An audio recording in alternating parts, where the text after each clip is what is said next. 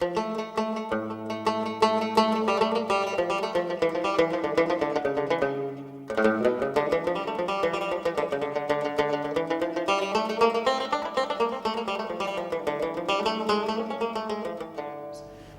was just reflecting on the way down that it was in this city, exactly 800 years ago this year, that my own country's long journey with Morocco started. It was in 1213 when King John of England, and yes, that's the guy of Robin Hood fame or infamy, even before he'd signed Magna Carta, sent his knights down to see the Almohad Sultan, Sultan Mohammed al-Nasser, just down the road here, to see if it was possible to forge some sort of alliance between our two kingdoms. I can only say, as a modern diplomat, that narrative sounds fairly familiar, although at least there are, of course, now direct flights from London, so it doesn't take us quite so long to get here.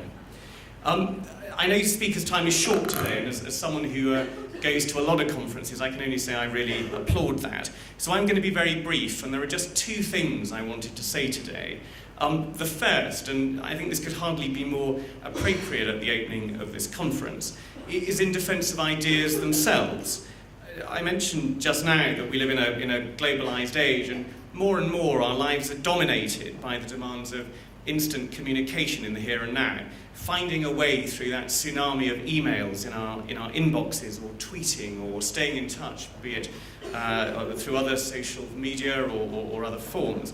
And that's even before we get near the telephone that never seems to stop ringing.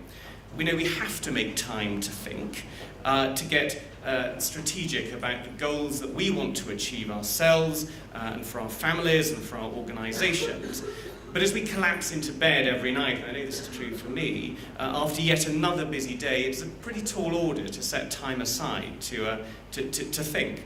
So my first point is just to thank the organisers of the conference, the whole team, and to thank you for coming here today, to make time and space in our busy lives to come together, to take on new perspectives, either through listening to the speakers or just by talking to each other. And I think that's something with social media that we do less and less these days, actually finding time to go and talk to another human being rather than doing it virtually. My second point, and I've got an eye on the clock, is just to explore a little bit more this point about creating the space for others to think. And in the case of younger members of our communities, how we as leaders can play a role in helping them to structure their thoughts. In other words, how to have and how to propagate the ideas worth sharing, which are at the very heart of the TED conferences. So, ladies and gentlemen, I just want to transport your minds and better still, your imaginations, 90 minutes drive from this very Riyadh to the highest of the high Atlas Mountains. And I just want you to kind of build this picture in your mind. Here, the main method of transport is the so-called Berber 4x4, otherwise known to us as the donkey. 20th century hoodies and jeans take second place to 12th century hooded jalabas. The high street will just be a mud track, though the community is likely to have electricity and water. Its shops will be an incredible feast for the senses. Herbs, spices, those wonderful vibrant carpets and weavings in those reds and ochres of the desert, that vast Sahara that these mountain paths are the gateway to. Now, holding in your minds this rich imagery, and it really is picture postcard Morocco, just look around the village and see if you can see the secondary school.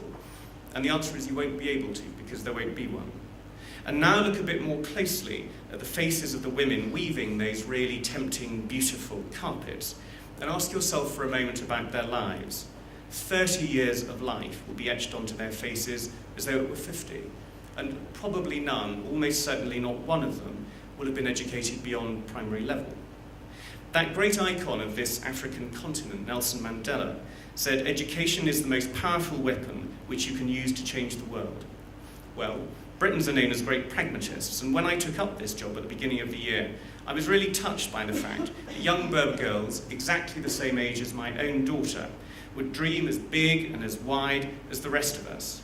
But without education, they would never be able to realise their full potential. Now, they say British ambassadors can do many things, but it was pretty clear to me at the outset that I was never, of course, going to be able to build a school on every mountain peak. I did, however, come across a charity, and a British charity, alhamdulillah, which had the brilliantly simple idea of realising that if the schools couldn't come to the girls, perhaps remote geography could be defeated and the girls could go to existing schools. So, taking the centuries-old model of British secondary education, the charity built a boarding house at the foot of the mountain near an existing school, which could gather together these small clusters of girls from all these remote communities. The more I looked into it, the more I appreciated the enormity of the challenges which had been overcome. There was building the house itself, and no small feat. I bet we've all had the builders in. I know Vanessa has had the builders in and knows exactly what that feels like. But the biggest challenge in this community was persuading very traditional families, often themselves with little or no formal education, and with quite rightly very strict views on the protection of the morality of their daughters, to allow those daughters to live away from home at a young age from Monday to Friday. But overcome these challenges, the charity did. However, the number of girls involved remained very small, a tiny drop in the ocean compared to the immense scale of the need outside Morocco's cities. So, I saw that here was an opportunity for the embassy and me to help, albeit in a small way. Not to be fazed by the impossibility of building schools for small clusters of children in remote communities, but to see if perhaps the pull of my position could interest others in this simple but powerful model. I wasn't the maker of the idea, but I thought I could perhaps be its multiplier, while, as I said at the outset, managing my own daily tsunami of emails and not letting that be an excuse for inaction. The result, I'm really happy to say, was that the first 7 Berber girls from the remote mountain communities near Asni ever, yes ever, to study for the baccalaureate took their exams this summer. Catriona and I organised a big event at our residence in Rabat because we wanted first of all to congratulate the girls on sustaining their studies. No mean feat since, as Aristotle aptly observed, the roots of education are bitter, but the fruit is sweet. We wanted also to applaud the girls' families for their courage and foresight in taking that really brave step of entrusting their daughters to the project. At our event, one of the mothers spoke with incredible power and emotion and intensity of her great fears of losing her daughter to this completely unknown world of learning, but then, a few years later, of her greater pride in the confident girl now standing next to her. And here was where we could add value. We really wanted to show the government, civil society, and the media the simplicity of this model, and crucially, to encourage its replication the length and breadth of Morocco. It proved not to be a hard sell. King Mohammed VI is determined to tackle gaps in national education, and he has made the protection of women and family rights a leitmotif of his reign. Pictures of the girls at our event in Rabat, dressed in their wonderful rented ceremonial jalabas, made the front pages of the national newspapers, national television, and radio news. And they even caught the eye of our British Foreign Minister, who tweeted back. We're encouraging a film crew now that wants to make a documentary about the project. So, in conclusion, let me just say that working with the grain in this way, we captured the country's imagination, as I hope the story might just capture yours.